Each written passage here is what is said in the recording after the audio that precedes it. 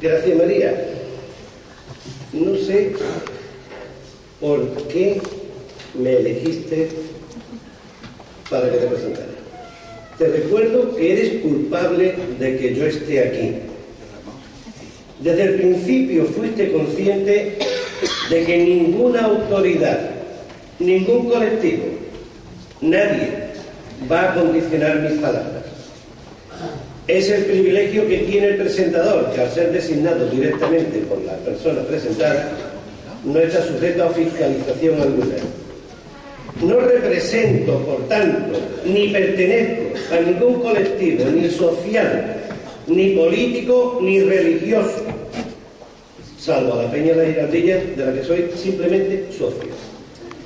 Ni siquiera hablaré como Giraldillo. Hoy seré por última vez su maestro, y no de matemáticas ni del sistema periódico, nada de eso. Puede que sea un poco más filosofía, historia e incluso hasta un poquito de predicador. Por tanto, soy el autor material e intelectual de cada una de mis palabras. Y te aseguro, Gracia, que aprovecharé esta oportunidad que me has puesto en bandeja, porque puede que sea la última, para dirigirme a la ciudadanía de Carmona con una declaración de principios inspirados en el espíritu de la Ley Orgánica de Asociaciones, practicados escrupulosamente por esta peña, y que dice así: todas las actividades, tanto benéficas como culturales, organizadas por la Peña La Giraldilla de Carmona, son abiertas, y de ellas se benefician toda clase de personas sin discriminación por razones de edad, sexo, raza, religión o ideología. Con tu permiso.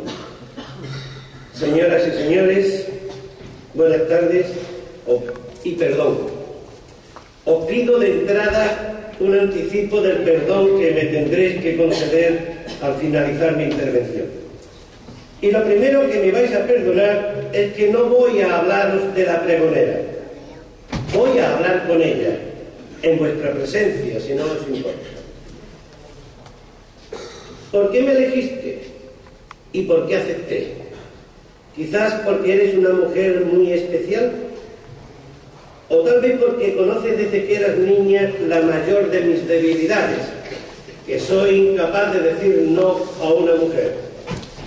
Ya desde niña eras una gran negociadora, con esa tranquilidad tuya tan característica, con un aplomo, diría yo, que impropio de tu edad, conseguías lo que nadie alcanzaba, que yo diera mi brazo a torcer.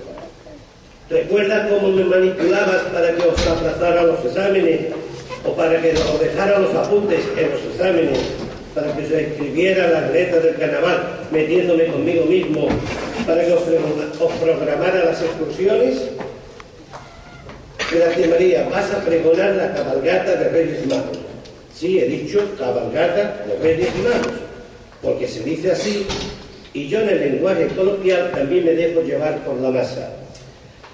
Si nos atenemos a las únicas referencias documentales existentes, históricas, acerca de esos personajes, solo aparecen en el Evangelio de San Mateo, capítulo 2, versículo 1-2. Sí, gracias. Es la misma cita evangélica que apareció en un anónimo colectivo para atacar a tu peña de hipocresía y de romper con la historia. No juzguéis y no seréis juzgados. También es Mateo, capítulo 7, versículo 1.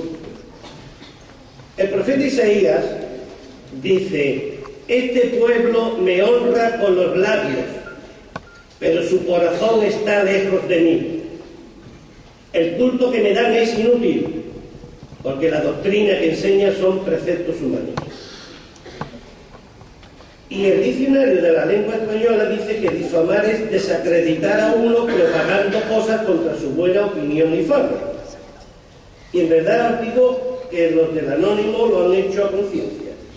Como a conciencia han utilizado aquel refrán que dice: calumnia, que algo queda.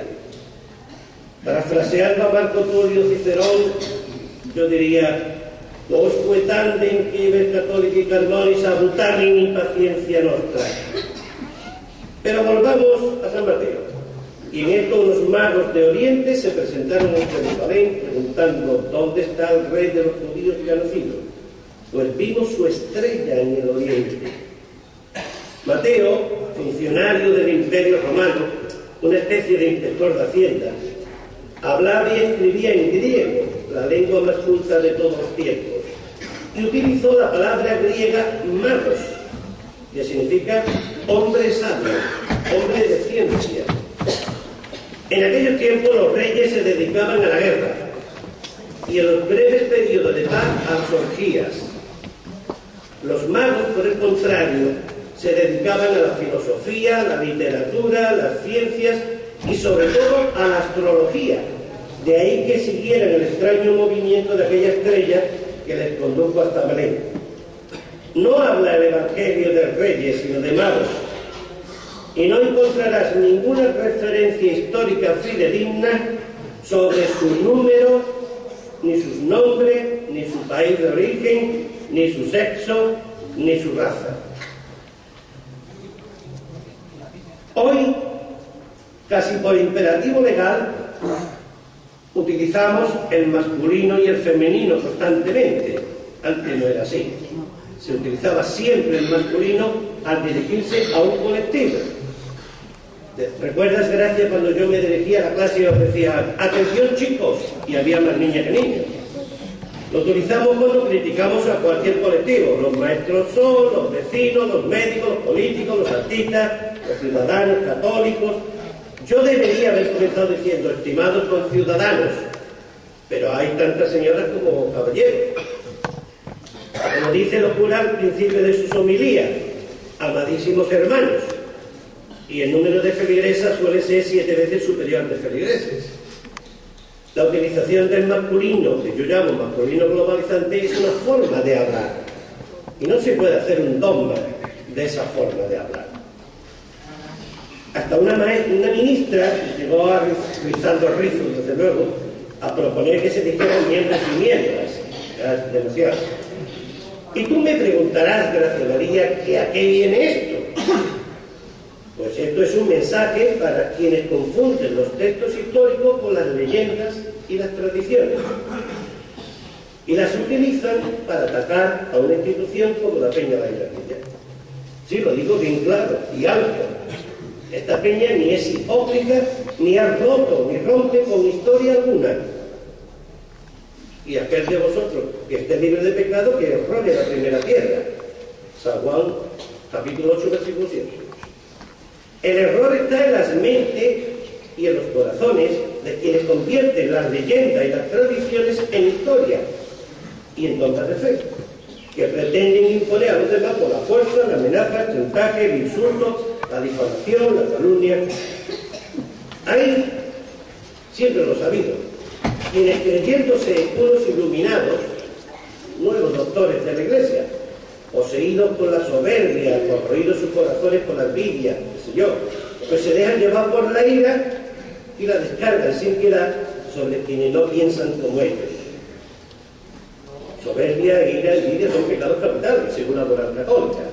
Pero pecado no es transgredir una norma, sino la maldad que sale del corazón y daña a uno mismo o al prójimo. Marcos, capítulo 7, versículo 14. Hoy, siglo XXI, no debería sorprendernos, y menos aún ser motivo de discordia,